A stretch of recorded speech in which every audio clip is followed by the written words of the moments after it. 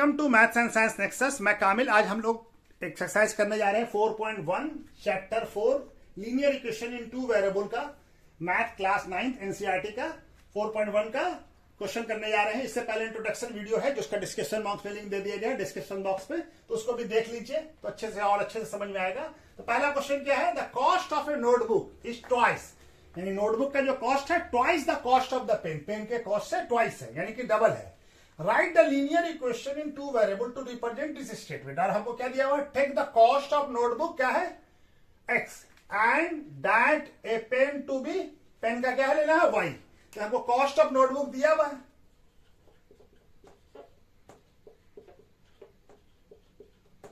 क्या है ₹x, और कॉस्ट ऑफ पेन क्या दिया है हमको ₹y।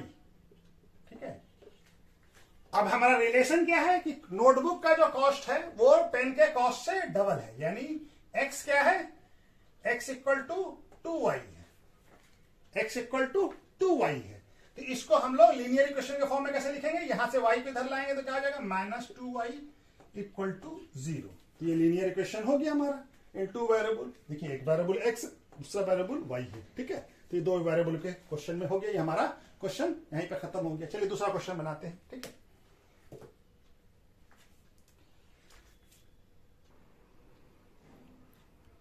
दूसरा क्वेश्चन क्या कह रहा है, express the following linear equation in the form of, जो जनरल फॉर्म है ax plus by plus c equal to 0 and indicate the value of a b and c in each case.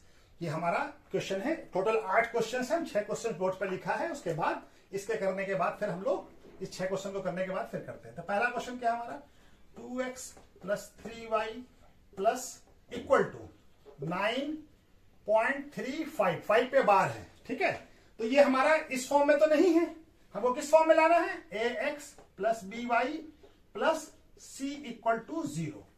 तो हम इसको इधर लेके आते हैं तो क्या आ जाएगा, ये 2x प्लस 3y माइनस 9.35 पे पावर बार, 5 पे बार है ना, हाँ 5 पे बार है। ठीक है, तो ये हमारा हो गया।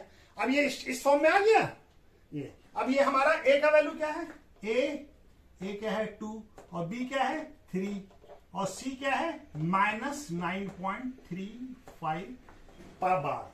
ठीक है, तो ये हमारा पहला क्वेश्चन हो गया। ठीक है, दूसरा क्वेश्चन भी यहीं पे बना लेते हैं। तो ये दूसरा क्वेश्चन क्या है, x minus 5y minus 10 equal to 0। ये तो इस फॉर्म में दिया हुआ है, खाली हमको इसका लिखना है x, ये क्या हो जाएगा 1 इंटू एक्स, और ये क्या हो जाएगा -1/5 y लिख सकते हैं ना, 1 इंटू वाई कितना हो जाएगा y, और 5 नीचे है, ये हमारा -10 इक्वल टू 0। ठीक है, अब हमारा a का वैल्यू क्या आ गया, a क्या हो गया, a हो गया 1, b क्या हो गया -1/5 और c क्या हो गया, c हो गया हमारा -10। ठीक है, दिख रहा है ना, हाँ चलिए दिख रहा है। ठीक है, तो ये हमारा c क्या हो गया, a का वैल्यू क्या हो गया 1, b का वैल्यू -1/5 और c का वैल्यू -10। चलिए दूसरा क्वेश्चन करते हैं, इसको मिटा देता हूं।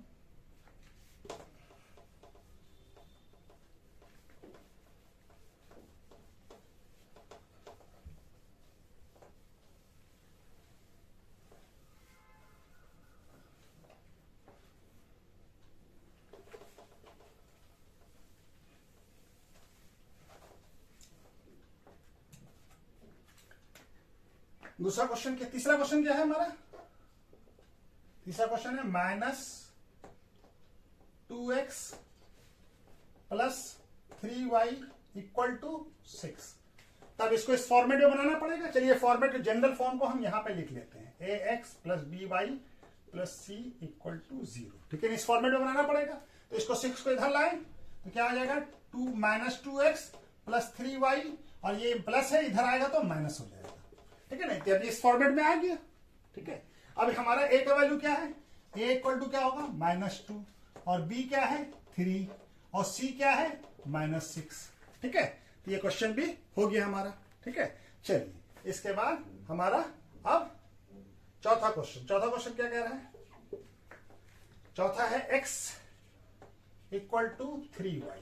ठीक है, तो हम इसको कैसे लिखेंगे इस फॉर्मेट में, x minus 3y equal to 0। अब हमारा सी वाला, और इसको और अच्छे से लिख सकते हैं, क्या लिख सकते हैं, प्लस 0 इक्वल टू 0, ठीक है, ऐसे लिख सकते हैं ना।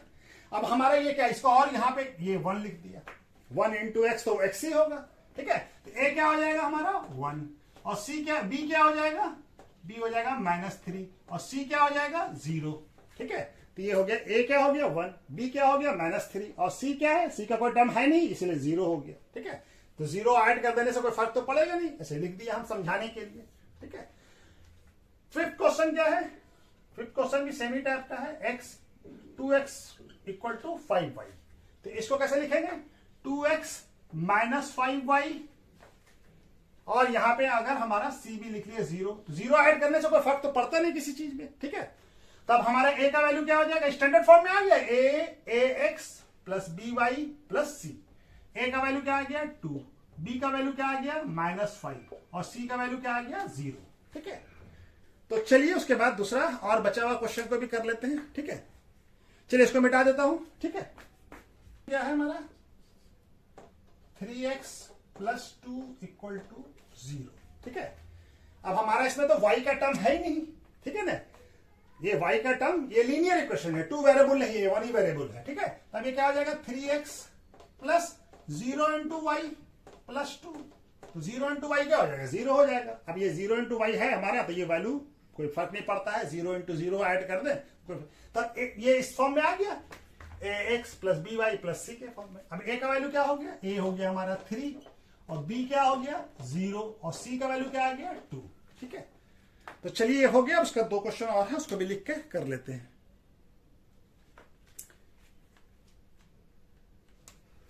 अब ये 7वां नंबर क्वेश्चन क्या कह रहा है, क्या है हमारा y माइनस 2 इक्वल टू 0, ठीक है ना। इसको कैसे लिख सकते हैं हम इस फॉर्मेट में, x का कोई हमारा x का कोई वेरिएबल है नहीं, तो क्या लिखेंगे 0 इंटू एक्स, क्या आ जाएगा 0 हो जाएगा, प्लस y है तो 1, और -2 इक्वल टू 0।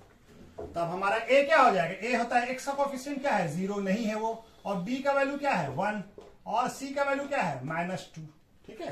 तो ये हमारा 7th नंबर क्वेश्चन हो गया, ठीक है। अब 8 नंबर, ये 8 है, ये क्या है 8 है। 8 नंबर क्वेश्चन क्या कह रहा है, 5 इक्वल टू 2x, तो क्या लिख सकते हैं 2x माइनस 5 इक्वल टू क्या हो जाएगा 0, ठीक है। अब ये हम इसको ax प्लस by के फॉर्म में लिखना होगा, तो क्या लिखेंगे 2x और y का plus 0 into y minus 5 equal to 0। अब ये ax प्लस by प्लस इसके फॉर्मेट में आ गया। अब हमारा a का वैल्यू क्या हो जाएगा, a का वैल्यू है हमारा 2, b का वैल्यू क्या है 0, और c का वैल्यू क्या है -5, ठीक है। तो चलिए ये एक्सरसाइज खत्म होता है, इसके बाद 4.2 करेंगे, ठीक है। Okay, thank you.